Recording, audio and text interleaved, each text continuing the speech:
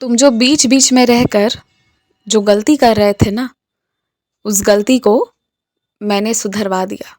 दो लोगों की लड़ाई में जो गलती तुमसे हो रही थी वो मैंने इस बार तो सुधरवा दी, पर आगे भविष्य के लिए इस बात का ध्यान रखना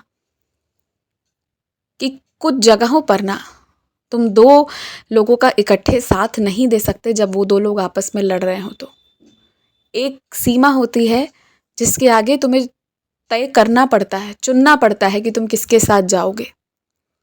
और हो सकता है कि तुम जिसका चुनाव करो ना, कि तुम जिसका साथ दोगे, उस व्यक्ति ने भी कुछ ना कुछ गलती की हो। ऐसा नहीं है कि एक 100% गलत होगा, दूसरा 100% सही होगा।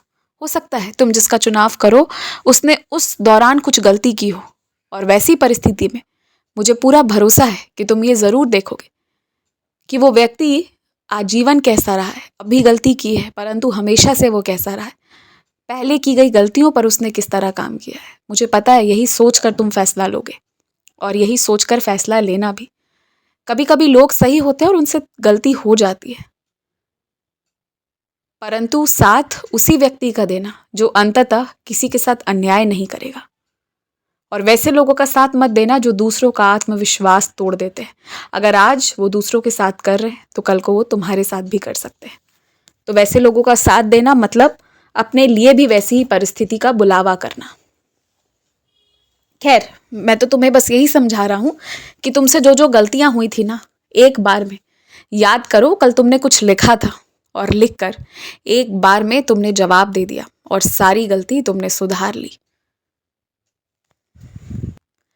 अच्छा, एक बात मुझे कहना है, तुम शायद हर एक चीज को बहुत बहुत बहुत ज्यादा गहराई से सोच रहे हो।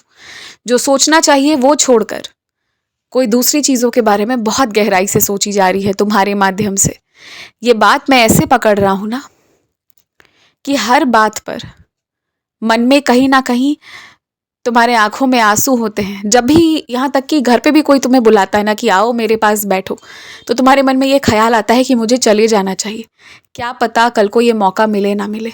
और हर बार इस तरह से तुम अपने आप को कमजोर कर रहे हो। क्यों मौका नहीं मिलेगा कल, ऐसा क्यों लगता है तुम्हें?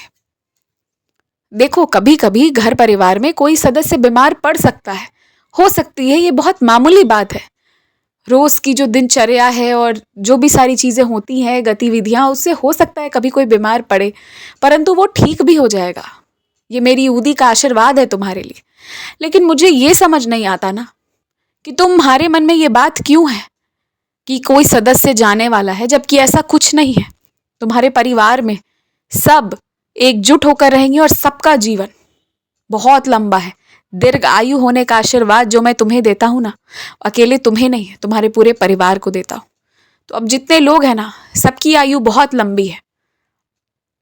और ऐसा काम जिससे वो अपनी आयु को छोटी करने वाले थे ना, उसके बारे में मैंने पहले ही तुम्हें आभास करा दिया था और तुमने रोक दिया। तो वैसे ही अब सबकी दीर्घायु है, बहुत दीर्घायु है। अब मैं इससे ज्यादा क्या कहूं? क्यों डर रहे हो तुम?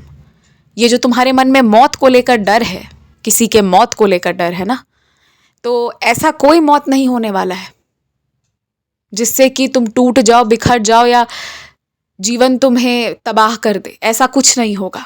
हाँ, अगर कोई ऐसा व्यक्ति रहा जो अपनी पूरी जीवन को अच्छे से जी लिया हो और अब उसकी इस वाले चक्र के समाप्ति का समय होगा, तो वो जाएगा। पर वो तुमसे जुड़ा हो, नहीं जुड़ा हो, कुछ भी हो सकता है। और ऐसे कई लोगों की मौत रोज होती है और कई लोगों का जन्म भी होता है, लेकिन उससे तुम्हारा कोई लेना देना नहीं है। मैंने तुम्हारे परिवार के लिए कह दिया ना कि अब कुछ नहीं होगा बुरा, तो अब नहीं होगा, बस ये बात समझो।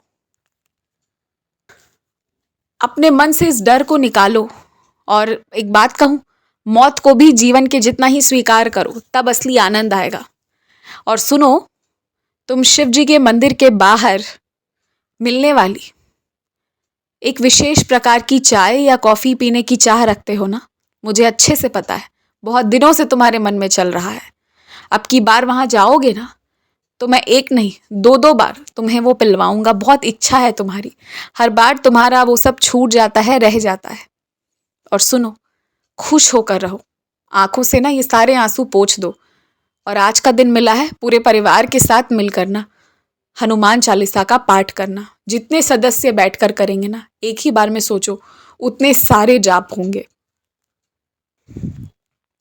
और मेरी सलाह मानो तो घर पे सभी लोगों को ना ये जो खाली समय है इसमें कुछ ना कुछ करने में व्यस्त करवाओ।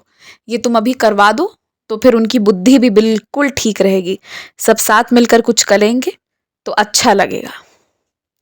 खुश रहो, मुस्कुराते रहो, आगे बढ़ते रहो।